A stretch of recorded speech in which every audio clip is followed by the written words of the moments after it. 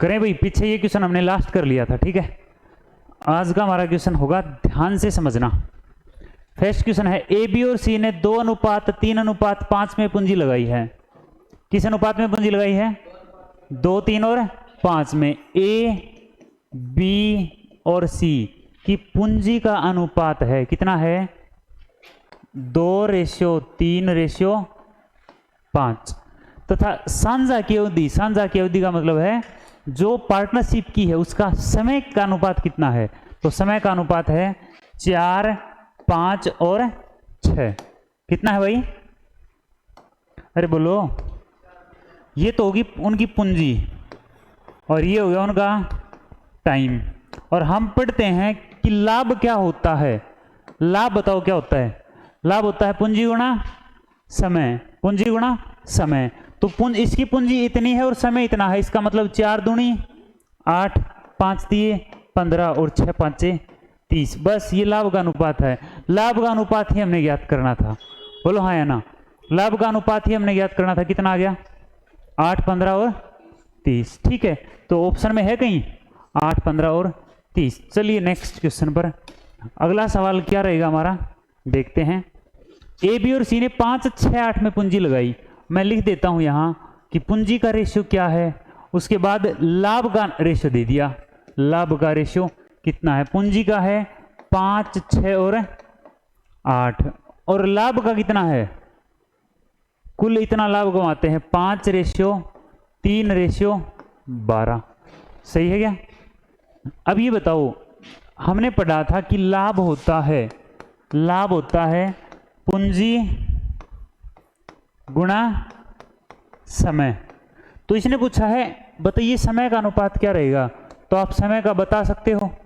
समय का कितना आएगा? कितना लाभ है और भाग में पूंजी कितनी है। सही बात है कि नहीं है? ठीक है, समय का पूछेगा तो लाभ अपॉन पूंजी, तो ये आ जाएगा टाइम। टाइम का आ जाएगा 5/5 रेशियो 3/6 रेशियो 12/8। ऐसे ही तो होगा। 5 अब भाग में 5, 3 भाग में 6 और 12 भाग में 8। तो टाइम का रेशियो आएगा 1/2 और ये आएगा 3/2। अब ये तो फ्रैक्शन है, हमें तो प्रॉपर रेशियो चाहिए। तो रेशियो के लिए 2 से सभी को मल्टीप्लाई कर देंगे। तो गुणा में 2 और गुणा में 2, 2 से 2 कट गया, 2 से 2 कट गया, तो ये आएगा 2। ये कितना आएगा? 1 और ये कितना आएगा? 3। 2, 1, 3 किसका? टाइम का रेशियो आ गया। टाइम का रेशियो 2, 1, 3 का मतलब है यदि इसने 2 साल पैसा लगाया है तो इसने कितने दिन लगाया है? 1 साल। और इसने कितने साल लगाया है? 3। ये अनुपाती की वैल्यू है। 2, 1, 3 ऑप्शन में है कहीं? हाँ बिल्कुल है, 2:1, 1:3। चलिए अगले क्वेश्चन पर। ए बी और सी ने मिलकर 5:6:8 में पूंजी लगाकर व्यवसाय शुरू किया। ध्यान से समझना, बहुत ही ध्यान से। ए बी और सी ने पूंजी लगाई है किस अनुपात में? 5, 6 और 8। कोई दिक्कत परेशानी तो नहीं है? बताओ सही है क्या? ये पूंजी लगाई है, इसका मतलब यदि पहले ने 5,000 लगाए हैं तो दूसरे ने 6,000 और तीसरे ने 8,000। सही बात है। अब आगे देखो, 1 वर्ष बाद, 1 साल बाद, इसका मतलब इसने ये पैसा कितने दिन तक लगाया रखा? 1 साल तक। इसने ये पैसा 1 साल और इसने ये पैसा 1 साल। 1 वर्ष बाद सी ने 50% पूंजी वापिस निकाल ली। तो इसने 8 रुपए 1 साल लगाए रखे, 50% पैसा वापिस निकाल लिया, तो कितना पैसा रह गया? 4। सिंपल सी बात है। तो प्लस में 4 रुपए रहे और कितने दिन रहे देखते हैं। 2 वर्ष बाद लाभ का अनुपात मतलब 1 हो लिया, 1 साल और रहेगी, लिख दिया। उसके बाद क्या कहा? ए ने अपनी पूंजी का 60% और लगा दिया। तो यहां देखो, इसने 1 साल तो उतना ही रखा है, प्लस 5 का 60% कितना होता है? 5 गुणा 60/100 मतलब 5 गुणा 3/5। 5 से 5 कट गया, 3 आएगा। तो 5 में 3 ऐड कर दोगे तो कितना आएगा? 8 रुपए 1 साल और लगाया है उसने। ठीक है, 5 रुपए तो 1 ही साल लगाया था और 8 रुपए, बोलो हाँ या ना? टोटल आप यूं भी कह सकते हो, टोटल 5 रुपए कितने महीने लगाए? 2 साल लगाए हैं। सही बात है। और प्लस में 3 रुपए 1 साल लगाए हैं, बात तो वही आएगी। और उसके बाद 2 वर्ष बाद लाभ का अनुपात बताइए। तो इसने बी ने अपना सारा पैसा कितने दिन लगाया है? पूरे 2 साल लगाया है। तो आप यहाँ लिख दो 6 गुणा 2। अब ये बताइए, ये रेशियो आ गया 5 एकम 5 8 एकम 8 कितना आया? 13। 6 दूनी 12 और 8 एकम 8 4 एकम 4 कितना आया? 12। तो ये लाभ का अनुपात आ गया। कितना आया बताइए? कितना आया है? 13 12 12। 2 वर्ष बाद लाभ का अनुपात क्या रहेगा? 13 12 और 12। कितना आसान सा सवाल था। ऑप्शन नंबर बी रहेगा। अरे समझ में भी आया क्या? यस और नो? चलो भी बहुत बढ़िया। अगले सवाल पर चलते हैं। ए बी और सी ने, अच्छा ए बी और सी 3 व्यक्ति हैं, ये कोई दिक्कत ही नहीं है। मैं छोटा कर लेता हूं, उम्मीद है आपने देख लिया होगा। ए बी और सी 3 बंदे हैं। ए ने कुछ पूंजी लगाई, हमें नहीं पता कितना पैसा लगाया है। 6 महीने बाद बी ने ए से 2 गुनी पूंजी लगाई। 8 माह बाद सी ने ए से 3 गुनी पूंजी लगाई। वर्ष के अंत में 27, इसका मतलब पैसा कुल कितने दिन रहा? वर्ष के अंत में, इसका मतलब 1 साल। तो ए ने कुछ पूंजी लगाई, ए ने यूं मान लो आप ए रुपए लगाए, कितने दिन लगाया? 1 साल। कोई दिक्कत परेशानी? ठीक है, ए ने 1 साल तक पैसा लगाया है। 6 महीने बाद बी ने ए से 2 गुनी, तो आप कहोगे 2 गुनी लगाई, इसका मतलब 2a लगा दिया। और कितने महीने लगा रहा? 6 महीने। तो ये महीने में लिखा है तो इसको भी महीने में कर लो, 12 महीने हो गए। सही है। ए रुपए लगाए 12 महीने, इसने 2a रुपए लगाए 6 महीने, और सी ने ए से 3 गुनी, इसका मतलब 3a। कितने महीने? 8 माह बाद आया है, तो कितने महीने काम किया? 4 महीने। अब आप ये बताइए कितना हो गया? ये 12a, ये भी कितना हो गया? 12a, और ये भी कितना हो गया? इसका मतलब लाभ का अनुपात कितना आएगा? Profit of, sorry, ratio of profit 1:1:1। तो 1:1:1 है। ठीक है, वर्ष के अंत में 27,000 के लाभ में उनका लाभ बताइए कितना कितना होगा? तो तीनों को प्रॉफिट क्या मिलेगा? बराबर मिलेगा। 9,000 रेशियो 9,000 रेशियो 9,000 बराबर। रेशियो में नहीं है अभी, अब ये पूरी वैल्यू है। ए को 9,000 रुपये मिलेंगे, बी को 9,000 और सी को भी 9,000। समझ में आई है?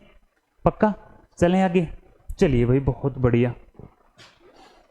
2 साझेदार क्रम से 50,000 तथा 70,000 का निवेश करके एक व्यापार शुरू करते हैं। कितने कितने रुपए लगाए हैं? 50,000 और 70,000 रुपये लगाकर निवेश किया है, और यह निर्णय होता है। अब कुछ कंडीशन रख दी जाती हैं व्यापार में कि भाई पैसा कम ज़्यादा लगा सकते हैं, एक व्यक्ति काम ज़्यादा करे, एक कम करे। बोलो हाँ या ना? एक सुबह काम करे और एक पूरे दिन काम करे, या एक शाम को थोड़ी देर आए, एक पूरे दिन काम करे। ऐसा हो सकता है ना? कंडीशन रखी जाती है कि 70% लाभ बराबर बटेगा। जो प्रॉफिट होगा ना 70%, मान लो 100 रुपये कमाए हैं, तो 70 रुपये तो बराबर कितने कितने मिलेंगे? 35। अब पीछे कितना रह गया? 30% पूंजी के अनुपात में बटेगा। बोलो हाँ या ना? इसका मतलब जो डिफरेंस आएगा वो किस में आएगा? वो तो 30% में आएगा, बाकी तो 35 बराबर मिलना है। उसने कहा एक व्यक्ति को दूसरे से 90 ज्यादा मिलते हैं, तो अंतर कहाँ आएगा? 30 वाले में ही आएगा ना। तो वो कितने में बटेगा? तो आप कहोगे वो बटेगा 5:7 में। सही बात है। और 7 और 5 कितना? आप x लिख लो, कई बार दिक्कत आती है आपको। हम 12x, टोटल 12x आ गया। अब 12x को बांटना किस में है? किस में बांटना है? 30% में बांटना है। बोलो हाँ या ना? ठीक है, तो आप कहोगे 30% का मतलब है आपके पास 12x, या आप कह सकते हो 12x का मतलब है 30%। तो 1 का मतलब कितना होगा? 1x का मतलब कितना होगा? तो आप कहोगे 30/1x। अरे हाँ या ना? हमें निकालना किसका मतलब है? 1x नहीं, 12x आएगा ये नीचे। हमें मतलब 5 का निकालना है, तो ये आएगा 5x। x से x 3 से काटो 4, 3 से काटेंगे 10 और 2 और 5, ये आएगा 25/2 का मतलब है 12.5%। और इसी प्रकार 7x का मतलब निकालोगे तो ये आएगा 30/12x गुणा 7x, 6 दूनी 12, 6 पाँचे 30, 7 पाँचे 35, ये कितना आएगा 17.5%। एक को मिलेगा 12.5%, दूसरे को मिलेगा 17.5%। सही बात है कि नहीं है? तो कितने का अंतर आया? 5% का। तो 5% का मतलब गिवन है 90, तो 1% का मतलब कितना होगा 18। कुल लाभ कितना होता है 100%, तो 100% का मतलब कितना आएगा 1800 रुपए का कुल लाभ हुआ था। कुल लाभ कितना हुआ 1800 रुपए का। एक बार फिर से समझते हैं, देखियो 5x और 7x, ठीक है। आप चाहे यूं कह सकते हो 5 और 7 12, 12 का मतलब है 30, तो 1 का मतलब 30/12, तो 7 का मतलब पहले 5 का निकालें तो 5 का मतलब आएगा 30/12 गुणा 5, और 7 का मतलब आएगा 30/12 गुणा 7, तो ये आएगा 17.5 और ये आएगा 12.5%। परसेंट में आ गया डिफरेंस 5%, एक्चुअल में 90। 1% का कितना आएगा 18, और 100% कितना आएगा 1800। ऐसा ही एक क्वेश्चन और करके देखते हैं, आपको इसका आंसर बताना है, ध्यान से समझना है, बहुत ही आसान सवाल है, ठीक है।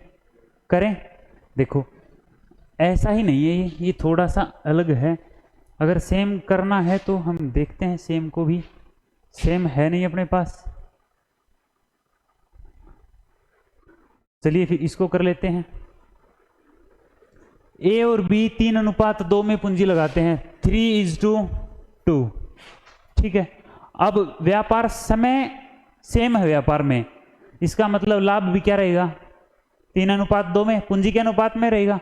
अब उसने कहा कि 5% हिस्सा दान कर दिया जाता है और 8550 रुपए का कुल लाभ में से बताइए, और ए को 8550 का लाभ होता है।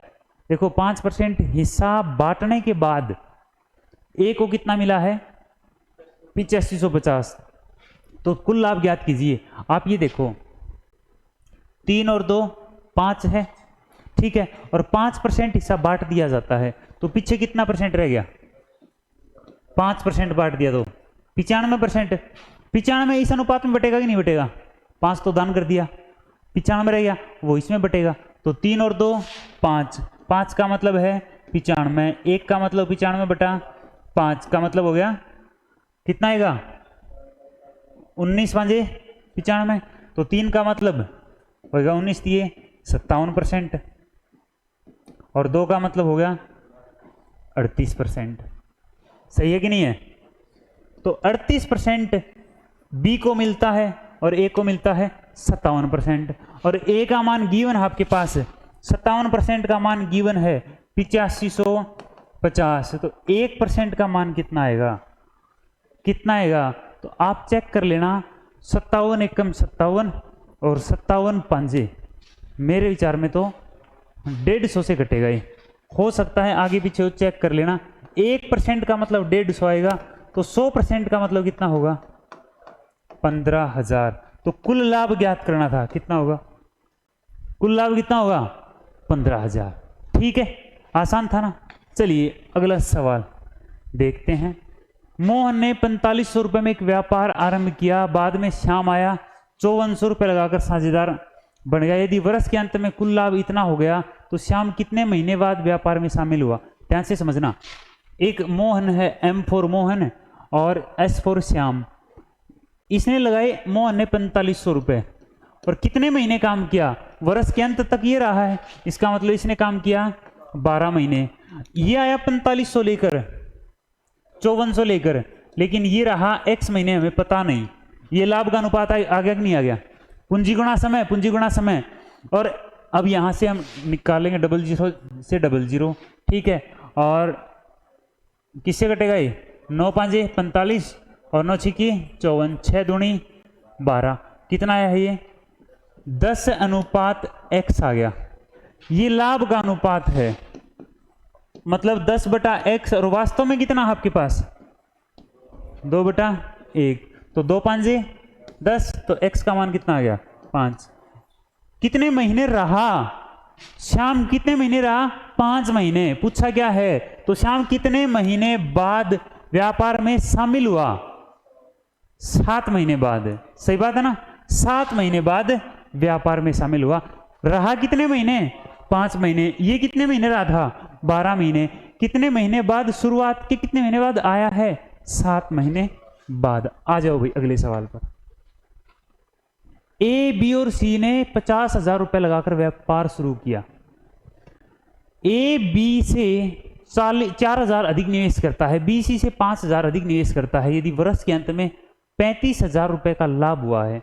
चलो भाई देखते हैं क्या सवाल है। क्वेश्चन हमने पढ़ लिया है, ए, बी और सी।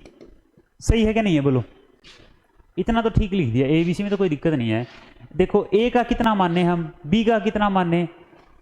अगर ए को मानोगे तो ए बी से 4,000 अधिक है, ए बी से अधिक है तो बी को मानना पड़ेगा। बी जो है सी से अधिक है 5,000, तो अब सी को मान लो आप। सी को मान लो एक्स। तो बी को कितना मिल रहा है? कितना पैसा उसने लगाया था बी ने? सी से 5,000 ज्यादा। ए ने कितने ज्यादा लगाए थे? 4,000, बी से ज्यादा। तो ये तीनों का पैसा लग गया कि नहीं लग गया? और कुल कितना लगाया था? 50,000 है ना, 50,000। तो ये समझो आप ध्यान से, ये ए का पैसा, ये बी का पैसा, ये सी का पैसा, तीनों का ऐड कर दिया, किसके बराबर आ गया? 50,000 के बराबर। अब तीनों को ऐड करो, 3x प्लस 14,000 बराबर है 50,000। तो 3x इक्वल टू कितना आएगा? 36,000। तो x का मान कितना आ गया? बोलो ठीक है कि नहीं है? x का मान कितना आ गया? तो a ने कितना पैसा लगाया? 12 और 9 कितना लगाया?